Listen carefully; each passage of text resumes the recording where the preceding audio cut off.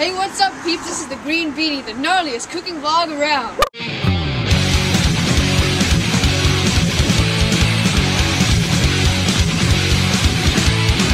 That's right, here from the UK again. Pretty gnarly. But anyway, remember the Thanksgiving episode I did a month ago? Actually, exactly a month ago from today. But anyway, well, I'm doing exactly the same things on Christmas, but this time I'm showing you exactly how to make the stuffing. And unlike pre-made stuffing, which is pretty much breadcrumbs drenched in lard and pieces of sausage here and there, this uses chestnut, liver, mushrooms, not a few breadcrumbs, but, you know, not many breadcrumbs, and a bunch of other stuff, so stick around. Also, I'm showing you how to make it inside the turkey, because it's like stuffing. So, I'm going to show you how to do the turkey too, which is really easy, you like stick it in the oven. But of course, in order to do it in a turkey, I have to catch it first. Here it is! Now you gotta take out the organs with your bare hands. Come on, be a man. So you need the liver and the heart and whatever the other thingy is. Not the giblet, like, wow, prepackaged organs, but whatever. Sometimes the heart is too hard to cut because the turkey was too mean, so I had a hard heart. So if the heart is too hard to cut up, then don't use it. But use the liver and the other thing. Okay, so then you rinse the turkey and you drain it and then put it on the thing. And then wash your hands to prevent dead turkey juice getting everywhere. Now turn on the stove to like medium high-ish. And then you cut up your onion or leek and you cut up the organs, which you can cut up, and you cut up like 2 cups of mushrooms, and then you put them all in the pan. So yeah, we leave it in here for a few minutes, but instead of showing that weird time-lapse with the guy in front of the unmade bed, we're going to start the next part while this is cooking. But don't forget to mix it occasionally.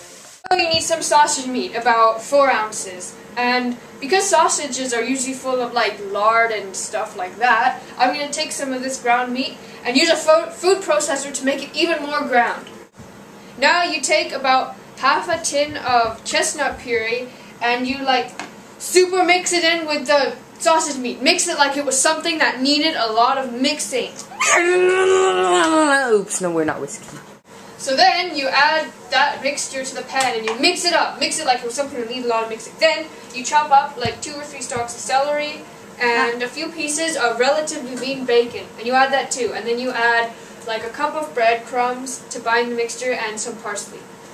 So once you've added everything, you have to sit here and mix it around and let it cook for a few minutes while the mushrooms kind of like lose all their water and stuff. So now you can turn off the stove after a few minutes, and I hope you didn't throw away the rest of the turkey after you used the heart and liver and stuff, because you kind of needed that. But if you did, get a new one. And then you take the stuffing and shove it up the butt! Well, actually only shove a little bit up, because you don't want to stuff it too much, otherwise it takes a really long time to cook. So loosely stuff it, and stuff a little in the front too. And any extra, put in a pan and leave it, and I'll tell you when to put it in later. So then, you should preheat the oven to 350, 360, or you're awesome. So the cooking time of the turkey depends on how long you do for, which can easily be researched online. So this is 12 pounds, which with the stuffing takes 3.5 hours. So here I'm putting some pieces of bacon on top to keep it moist. And then you put some foil on top, and then you leave it in the oven. So you put the turkey in the oven. This is a very important step, and you must not miss it out. So you have this stuffing, and you'll be putting that in about an hour before it's done. Warm turkey, turkey, turkey. Ah, too hot! Now, of course, you have a lot of time to kill. Yay! I have 3.5 hours to go. Of course, I'm not going to kill it all. I'm going to use it to cook the rest of the dinner. But if you are only in charge of the turkey and not everything else, in that time you can, I don't know, hunt Santa Claus down.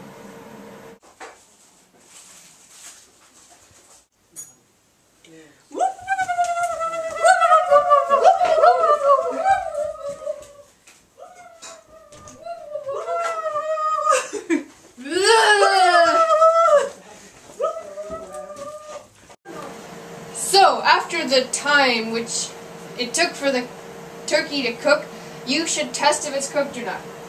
So, after you take it out, Don't want to stick your hand in the oven.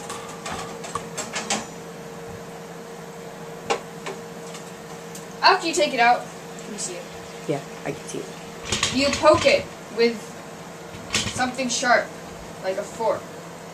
And you should see juices coming out. There are no juices. Oh wait, you see the juice? It's clear, which means the turkey is done. So, you gotta take it out and let it sit for half an hour or so. With foil on top so it doesn't get cold. So, when you take it out of the oven and let it rest for half an hour or so, you take it out and you put it on a thing and then you carve it like it was something that needed a lot of carving. So, pretty nar. So now you can cook Christmas dinner and stay chill the whole way through, just like TGB here. So anyway, next week I'll be up in the snow, well, man-made snow because it hasn't been snowing, but anyway, I'll still be up in Tahoe, so South. but I'll still be doing the green beanie. I'll do a chili probably. So chilies are pretty good for when you're up in the snow and stuff. So stick around and have a very gnarly Christmas, everyone.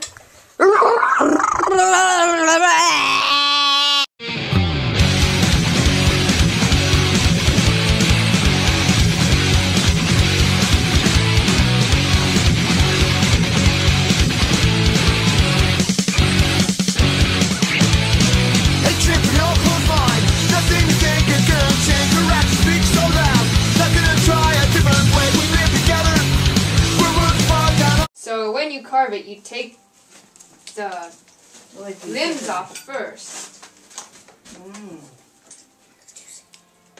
Blue one. Person, you're on video.